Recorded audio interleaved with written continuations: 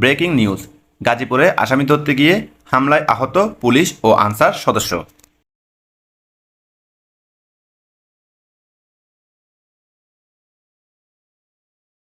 গাজীপুরের কাপাসিয়ায় আসামি ধরতে গিয়ে হামলায় আহত হয়েছেন পুলিশের এক উপপরিদর্শক ও এক আনসার সদস্য।